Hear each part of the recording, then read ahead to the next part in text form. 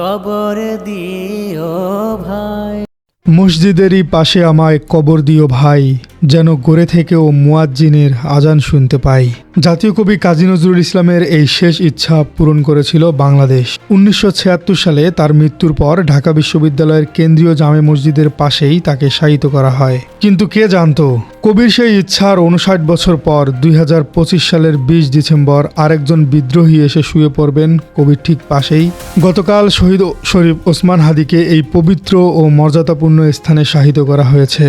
এটি কোনো সাধারণ কবরস্থান নয়, এটি বাংলাদেশের ইতিহাসের একটি পবিত্র মাটি, যেখানে শুয়ে আছেন শিল্পাচার্য জয়নুল আবেদিন, পটুয়া কামরুল হাসান এবং জাতীয় কবি স্বয়ং। আজ থেকে ওসমান হাদিও হলেন সেই নক্ষত্রমণ্ডলীতে যুক্ত হওয়া একটি নতুন নাম।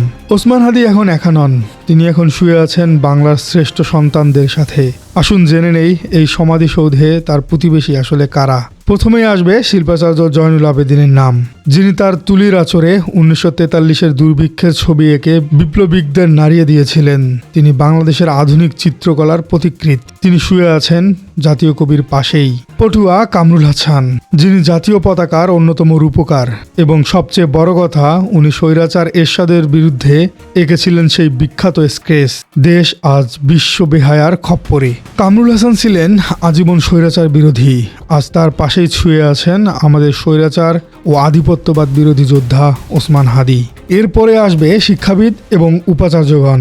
এখানে আরও শায়িত আছেন ঢাকা বিশ্ববিদ্যালয়ের সাবেক ২ উপাচার্য প্রফেসর আব্দুল মতিন চৌধুরী এবং বিশিষ্ট রাষ্ট্রবিজ্ঞানী প্রফেসর মুজাফফর আহমেদ চৌধুরী, যারা শিক্ষা ও গবেষণায় বাংলাদেশকে পথ দেখিয়েছে।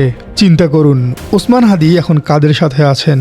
সাধারণত এই ভিআইপি সমাধিসৌধে কাউকে দাফন করা হয় না। এখানে দাফন হতে হলে জাতীয় পর্যায়ের বিশাল অবদান রাখতে হয়। তাহলে ওসমান হাদিকে কেন এখানে জায়গা দেয়া হলো? পারিবারিক সূত্র বলছে, হাদির পরিবার অনুরোধ করেছিল, কিন্তু সবচেয়ে বড় বিষয়টি হলো সংশ্লিষ্ট কর্তৃপক্ষ এবং রাষ্ট্রের বিশেষ সিদ্ধান্ত ছিল এইটি। রাষ্ট্র বুঝতে পেরেছে ওসমান হাদি কোনো সাধারণ রাজনৈতিক কর্মী ছিলেন না, তিনি ৫ আগস্টের গণ অভ্যুত্থানের এক অন্যতম নায়ক এবং আধিপত্যবাদ বিরোধী লড়াইয়ের একটি প্রতীক। তাকে এখানে দাফন করার মাধ্যমে একটি বার্তা দেওয়া হয়েছে।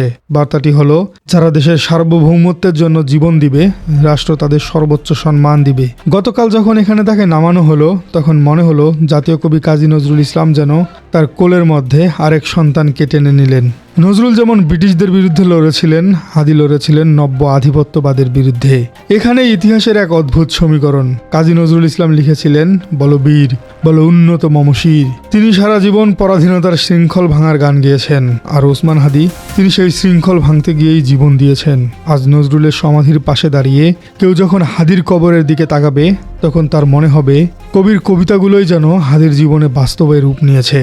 কামরুল হাসান যেমন মৃত্যুর আগ পর্যন্ত স্বৈরাচারের বিরুদ্ধে ছবি এঁকেছেন, হাদিও মৃত্যুর আগ পর্যন্ত ফ্যাসিবাদের বিরুদ্ধে কথা বলেছেন। এই সমাধিসৌধ এখন আর শুধু কবি বা শিল্পীদের জায়গায় নয়, এখন এটি বিপ্লবীদের মিলন মেলা। প্রিয় দর্শক, ঢাকা বিশ্ববিদ্যালয়ে গেলে আমরা অনেকেই জাতীয় কবির মাজারে শ্রদ্ধা জানাতে যাই। এখন থেকে সেখানে গেলে আমাদের দোয়া আরও একজন মানুষের কাছে পৌঁছাবে, শহীদ ওসমান হাদি। প্রতিদিন অসংখ্য মানুষ এখানে আসবে, তারা দেখবে জয়নুল আবেদিনের পাশে, নজরুলের পাশে নতুন মাটি। তারা জানবে এই ছেলেটি দেশের জন্য জীবন দিয়েছিল।